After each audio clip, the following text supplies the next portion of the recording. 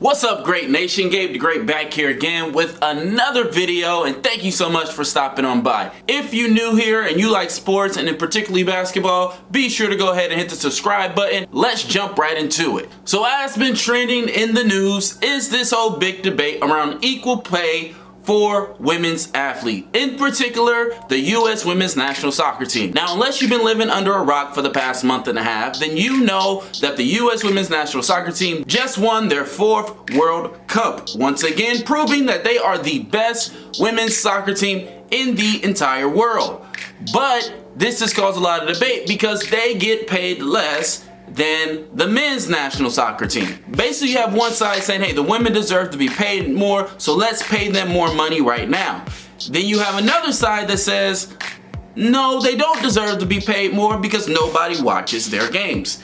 My perspective is that both sides are wrong. Both sides have some parts right when it comes to the issue of equal pay. And then I think both sides are completely missing one of the biggest things when we're actually talking about compensation for professional athletes. So let's go ahead and jump into the video with 3 things that I think everybody is missing in this whole equal pay debate.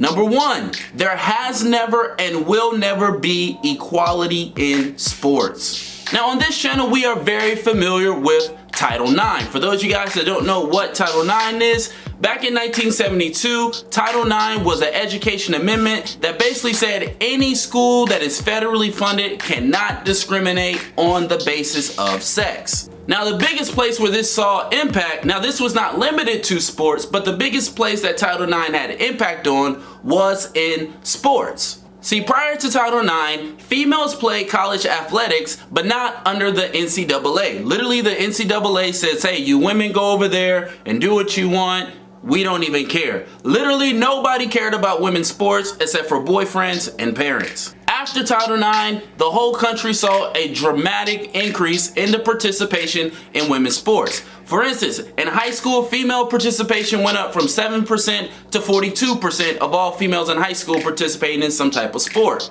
At the college level, female participation increased by over 450%. Due to direct influence from Title IX, by 2008, 98% of all colleges offered female basketball, 97% volleyball, 92% female soccer, 90% female cross country, and 89% softball. So as you see, Title IX had a huge impact on female participation in sports. But something that always gets missed in this conversation of the gender pay gap is the gender play gap.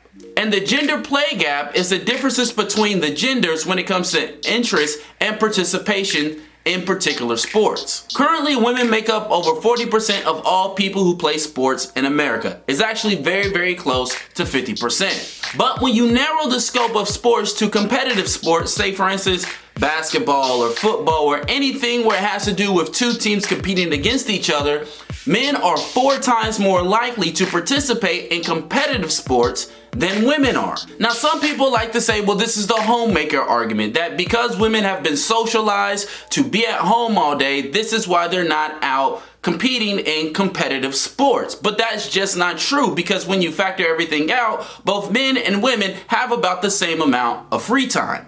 But the issue is not that men have more free time than women. The issue is what men and women choose to do with their free time. On average, men in their free time will go and participate in competitive sports, whereas women usually choose to do more fitness activity with their free time, such as going to the gym and working out, yoga, and different things like that. But this isn't just limited to participation. This also goes into interest. They've also found that when it comes to women's soccer, men are more likely to watch than women. Take Germany for instance. Germany found out that 64% of their viewership of their women's soccer team were men. So not only do women choose not to play in competitive sports with their free time, but they're also not choosing to watch competitive sports in their free time. Now, some scientists believe that there is actually a biological reason for why men are more likely to participate in competitive sports than women. It's something called the spectator leg. And what they found is that in nature, male birds will gather in a single place to display their plumage, their size, and their fitness. They will also engage in mocking and combat while other males watch. Oftentimes in this area of the lek, there will also be female spectators. For female spectators, the value comes in selecting a mate to figure out who has the fittest genes and who can compete for resources. There's also value in this for the male spectators. For male spectators, they're able to monitor the performance so they can evaluate potential competitors and allies. Basically, they're trying to see if they measure up. Also, many times, competitive sports include skills that are useful for warfare, such as tackling or throwing projectiles or running away from people. This also affects your social status. Success in sports can enhance your power and your mating options. Take, for instance, the ugly player with the hot wife. So even though it has been proven that if you do campaigns to get young girls involved in sports and physical activity, that those are effective and that they do work, there still may be a natural explanation for the play gap in competitive sports. Number 2, inequality is a pillar of athletic competition. Equal pay in sports business honestly seems like a self-defeating idea, seeing as the whole point in competition is to prove inequality. What is a sporting competition? Nothing more than two teams showing up to play a game. At the start of that game, both teams have 0 points. And the only reason that they're going to compete for the next 45 minutes to an hour and a half is to have more points than the other team. The whole reason why we watch and the whole reason why we participate in sports is inequality. We literally want to prove that I am better than you or that my team is better than yours at this particular sports. Inequality is actually what makes sports interesting. Without inequality, we'll never have underdogs, we'll never have upsets or comebacks or Cinderella teams. Well, some of you may be thinking that, well, equal pay is really about equal opportunity. But it is of my opinion that there is no equal opportunity in sports. Look, if you are short, you know that your chances of making the NBA is a lot less than someone who is 6'9" or 7 feet tall. If you are slow, your chances of being a competitive track athlete is very, very slim. If you are weak and you are not strong, your chances of competing in anything that has to do with strength is very, very weak. And it's of my belief that no child has equal opportunity in sports because every child starts with a genetic and economic advantages and disadvantages conferred to them by their parents. If my parents are tall and your parents were short, chances are I'm going to be taller than you. And in a game like basketball that's predicated on height, I'm going to have a better opportunity at being better at basketball than you. Equal pay doesn't even exist within teams before. If you've watched my 13 myths about why college athletes should be paid, then you know about the example that I gave between Steph Curry and Quinn Cook of the 2018 Golden State Warriors. Steph Curry made way more money than Quinn Cook. There was no equal pay even within the teams in the men's sports. The concept of equal pay says you should be paid the same amount for doing the same amount of work. But the question is, did Quinn Cook do the same amount of work of Steph Curry? If you are willing to admit that someone who plays in the NBA, that plays on Steph Curry's team, that plays the same position as him, does not do the same amount of work as Steph Curry, then how can we just automatically say that someone in the WNBA does the same amount of work as someone in the NBA? Or that someone who plays women's soccer does the same exact work as someone who does men's soccer? The thing that people are missing is that men's soccer and women's soccer is similar, but they're not the same. Men's basketball and women's basketball is similar, but they are not the same. The WNBA is about as similar to the NBA as the 90s NBA is similar to today's NBA. Yes, they are technically the same game, but anyone who watched basketball in the 90s and anyone who watched basketball today would obviously say they are playing two different brands of basketballs. And if you were to watch the NBA in the 90s versus if you watch the NBA in the 60s and 50s, again, you would say that this is not the same kind of game. Very similarly, you can't say that when you watch a WNBA game and you watch an NBA game that you're watching the exact same thing, and the same thing can be said with soccer. And here's the thing that nobody ever talks about. When it comes to sports, women do have equal pay. The NFL, the NBA, the NHL, and Major League Baseball all allow women to play in their leagues. As a matter of fact, there's been a female drafted in the NBA. There's been a female who's played in the NHL. There's been a female who's been invited to a scouting combine. All these things have happened in professional sports. And if a woman was to make an NBA roster, she would be entitled to the same amount of money and underneath the same collective bargaining agreement that all the rest of the men are in the NBA. It's very simple. If you play in the same league, you get the same pay. If you play in a different league, you get a different pay. And that is really the heart of the issue. Point number 3, revenue is only part of the issue. See, most people who say the women don't deserve to be paid more always point to this issue of revenue. It's, hey, if there was more revenue, then there would be more money for women to get paid more money.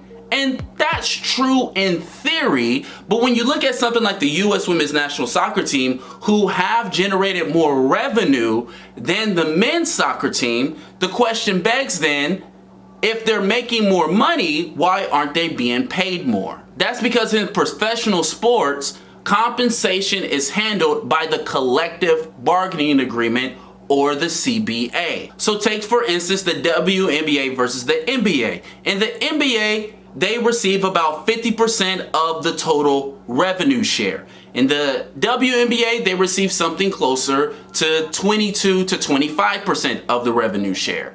So even if the WNBA brought in the same amount of money as the NBA, the women still would be paid less. Now you may say, boom, there you have it, discrimination. But it's not discrimination, because what people don't understand about collective bargaining agreements, that the players themselves negotiate their own collective bargaining agreement. So the issue is not just simply an issue of revenue, it's also an issue of negotiation. Take for instance the US men's soccer CBA versus the women's soccer CBA, which was negotiated by Megan Rapinoe. See, in the men's CBA, they have no guaranteed money. The men literally play for incentives. There's no guaranteed salary.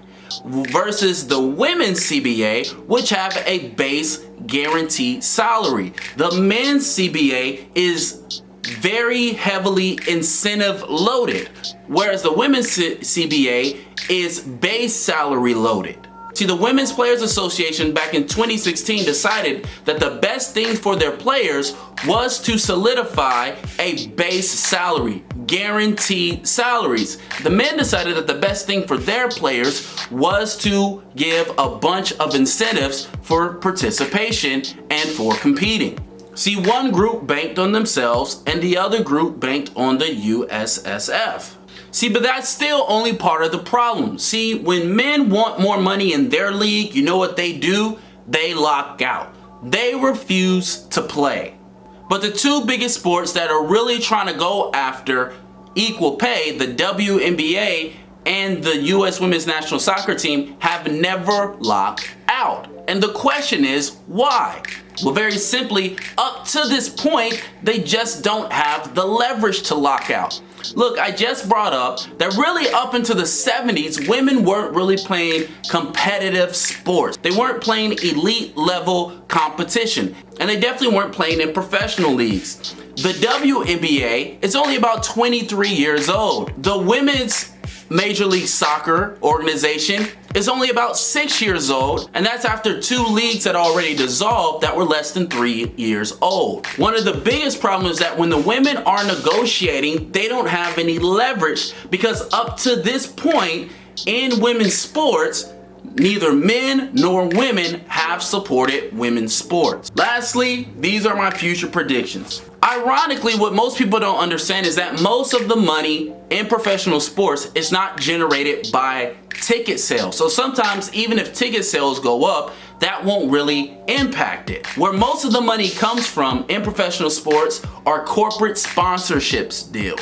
i.e. big corporations milking the gender gap to sell you shoes and beer. So here's what I think. The bottom line is women will get paid more. As a matter of fact, one of my subscribers had pointed out that if you take the WNBA salary of today, 23 years in, versus the NBA salary 23 years in and adjust for inflation, the women are actually making more than the men were making at the same point in their history. The issue is when we're talking about basketball, we're comparing an 80-year-old league to a 20-year-old league. So what I think will happen is the 20s and 30s, you're going to see a lot of corporate money flood into women's sports. And in 2030s, you're going to see a bigger jump in female salary. Now, I don't think it will ever be to the point of men's professional sport, because in every sport outside of gymnastics and figure skating, the men's version of the sport is more entertaining than the female version. But that does not mean that in the 20s and 30s, you will not have female millionaires from playing professional sports. I believe the day when female basketball players getting paid millions of dollars will happen. Now, will they ever get paid $54 million a year like Damian Lillard will make in 2024? I don't believe so, but that's the whole issue with equal pay. When you say that women should get paid more or should get paid as much as the men, how do you know how much a man should be paid for putting a ball through a hoop? Does a man deserve $43 million to put a ball through a hoop? Does a man deserve $18 million to throw a football down a field? The issue is when you actually start thinking about it and you actually start talking about it, equality should be the last thing that we're talking about. We should be talking about getting what you deserve, period. And young female athletes need to understand sports business better. Until you have female athletes who actually understand the business of sports a lot better, females will always be on the lower end. Even in men's sports, it's millionaires negotiating with billionaires. There's a reason why they're billionaires. They're good at negotiation. So they're not just gonna show up to the table and give you something because you're a woman or give you something because you think you deserve it. Everyone thinks they deserve a certain amount of money or a certain result. But just because you don't get in life what you deserve, you get in life, particularly when it comes to sports, what you can negotiate. But that's my video, guys, today. Tell me what you think. Do you agree, disagree, like it, not like it? Hey, if you did like the video, go ahead and like the video. By the way, I got a new gaming channel. I'm moving all my gaming content over there. Hey, follow me on Twitter. I'll be over there talking to myself, and I'll see you next time. Peace.